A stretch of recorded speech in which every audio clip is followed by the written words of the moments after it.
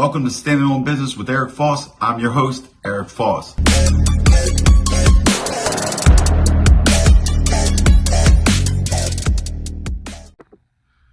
Good evening, everybody. Welcome to Standing on Business with Eric Foss. I'm your host, Eric Foss. All right, guys, let me get this thing out of my ear. Tonight, we're going to talk about a few stories of fighters in prison. And I'm talking about professional fighters. Then I'm also going to talk a little bit about prison fighters who actually go around fighting. They just like to fight. A lot of them are tough. They actually keep records and stuff like that. But let's get into the first incident. And this incident will go back to Mike Tyson. And now this incident had to occur early 2000s, because by the time I wound up at the jail that the incident occurred at was 2004. So I wasn't there for the incident, but you know how stories go in folklore, and there was people there, officers and everything. So basically what happened was, if anybody's not familiar, Mike Tyson has children by a woman from Washington, D.C., PG County, Maryland area. Okay. So back in the day, like I said, this is the early 2000s. Could have been 99 for all I know, but it's around that time. So Mike's down there. He's I think he got into that fender bender or whatever, and he punched a guy. I think he got a sentence of like 30 days to 90 days or something. He actually got jail time. So the jail down there they held him at, it's called 7 Locks. Now they built Rockville jail or whatever, Montgomery County jail, right by 7 Locks. It's a huge jail, brand new. They built it in like 03 or something. So when I say brand new, remember I'm talking about back then. So that place I don't believe existed when this incident happened. But so Mike Tyson was at the old 7 Locks. Now back then, like I'm saying, you had regular TVs. Everything wasn't a flat screen or whatever. Now, as legend would have it, and the story that I got is that Mike wasn't having a very good day. So it's football Sunday. You know, all them DC dudes are down there. They love their Redskins and stuff. Now, on this tier, it probably wasn't that many people, not 100 people or anything like that, because this place is it's a county jail. You know, they shovel you in, they might put you on a receiving tier, and then this one goes to that one or whatever. So it wasn't a ton of people. But Mike was pissed about something. I don't know what it was. I don't know. Who knows? He could have been on the phone and people were cheering for football, whatever. But Mike Tyson, he went over and he snatched the TV and he threw it across the room. He broke the TV on football Sunday. Remember, this was jail. This wasn't prison. But what do you think happened? Well, in this incident, that's the climax of the story. He wound up going to lockup or something, but he didn't. Nobody jumped out there with Mike.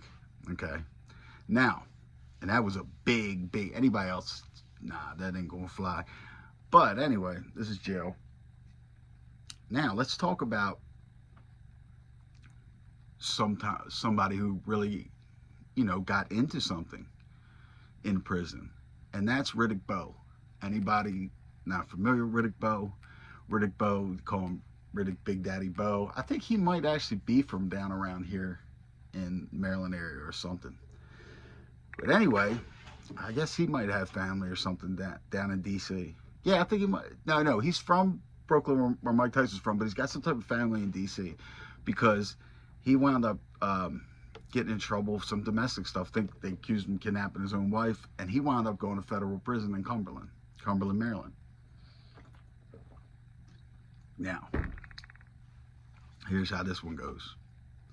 So around the time Riddick Bowe went to prison, obviously he was having problems and stuff like that. So he wasn't in fighting shape. He wasn't in no type of shape. Riddick Bowe, they said, he weighed close to 400 pounds. 400 pounds. He's not a young man at the time. You know, he's in his 30s or whatever, later 30s, whatever. Possibly 40. I don't know his exact age. But he's older than me, and I'm close to 50 now. So back then he wasn't no spring chicken. Well, anyway, You get guys in prison that like work out all the time and they can't fight. You know what I mean? Bam, bam, bam. They throw their hands. They can just fight. You know what I mean? But then they get into working out.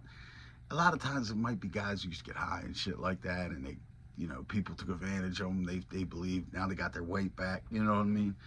So there's always going to be at least one of them guys in all your prisons.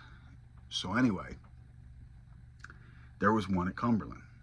So I don't know where he was from. He may have been from D.C., Philly, somewhere, so one of them areas. Anyway, he starts trash talking about how he used to fight, how he used to this, how he used to that. Now, when I'm talking about these guys, he's probably in his 30s also. But a guy that's 39 years old, 40 years old, even 50 years old, that's done a lot of time in prison, and especially is still in prison, still doing time, isn't like your average person at that age. So just let that out. So now, big advantage for this guy, like in shape wise and stuff like that, to fight a guy like Riddick Bowe at that time. Well, dude starts chiming, you know, and you know, words getting around. Dude had a record. He like, and I'm not talking about criminal record. He was probably like about 12-0. You know, like them guys, they always run around. Yeah, I'm 12-0 in this bitch. Shit, like, you know, stuff like that. It's just crazy. So anyway, it's like a carnival. Well, it used to be anyway. So anyway, word obviously travels to Riddick Bowe. The dude's talking trash. Riddick Bowe, we have like a 1/4-mile track. Basically all prisons do. Now, as you walk around each little corner, they'll have like a green bench or something so you can sit down.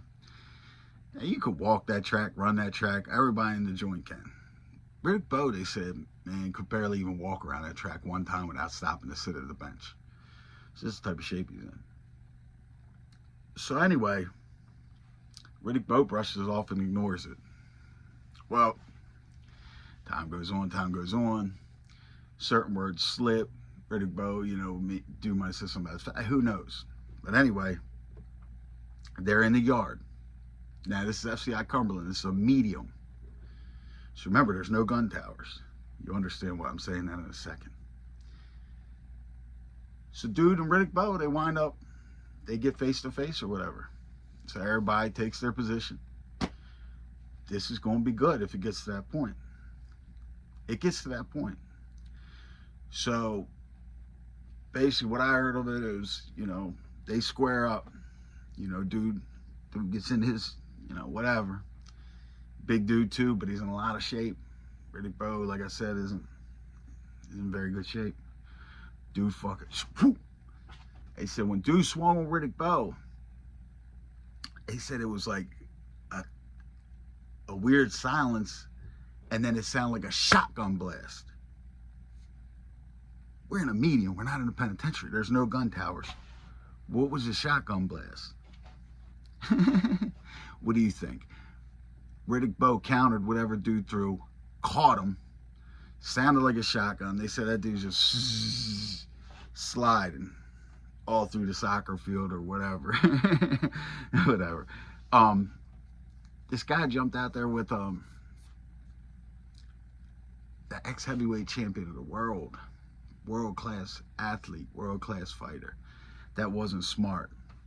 Now, to touch on them type of guys, now I've seen one time people underestimate people. This happened at a low. There was this older man. I wound up nicknaming him George Foreman or whatever. I didn't know him long because I wasn't at the low long. I got thrown out there.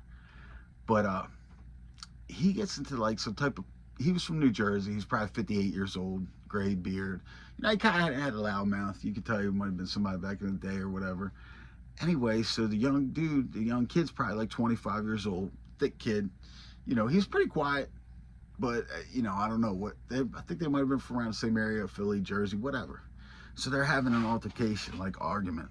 So now they want to go and square up and fight right here by the back, where this guy Zico's cell is. Zico's this African. He was a store man. He wanted no trouble. He's scared of his own shadow. He was a good dude though. So Zico has the old man and is trying to keep peace. I guess the young dude called him out his name or something. So the old man said, now we got to fight. So Zico says is pleading with the old man. Please, Zico's African. Stop it. You are too old. You're old man. You may get hurt. I don't want to see you hurt. He's young man. And he's telling the other guy, you're a young man. You can't. But look, they're not trying to hear it. So Zico has to get out of the way. So they square up. Goes pretty quick, and old man catch him. Boom. Dude just from that little shot went down. Old man just gave it to him. Boom, boom, boom. I mean, took the dude's teeth out and everything. That was a badass whooping. That old man whipped his ass. So you'll see things like that. But you also have people who run around, and this is what I was talking about, the fighters that think they're like pro fighters. Every jail has one. These guys run around, but it never ends good for them. A lot of times they'll, I don't want to say bullies, but like they pick their shots on like certain people to do certain things too and stuff. And they're tough, you know what I mean? I'm not saying they're soft or nothing, but anyway, it never ends well for them because there's always some type of equalizer, you know what I mean? And they always wind up getting got. This dude I'm cool with, this dude AJ, he was like that when we were at Gilmer. And like I said, I'm cool with him. But I heard, I was around him when I seen him. He was like, he had a one-hitter quitter. He knocked out a lot of dudes, stuff like that. And, you know, a lot of some foul shit too, man, doing it like for fucked up reasons. But anyway, last I heard of him, it caught up to him, man. He's only got one eye now, so somebody took his eyeball out. So there's always something like that. But you do get these guys who will, they'll look for that, just like people at a bar, if they know somebody's a pro fighter, somebody has too much liquor or whatever. But what they don't realize, just like the guy with Riddick Bowe, he just didn't realize there was a shotgun out there, just the police didn't have it. Big Daddy Riddick Bowe had it. All right, guys, until next time, remember, always stand on business.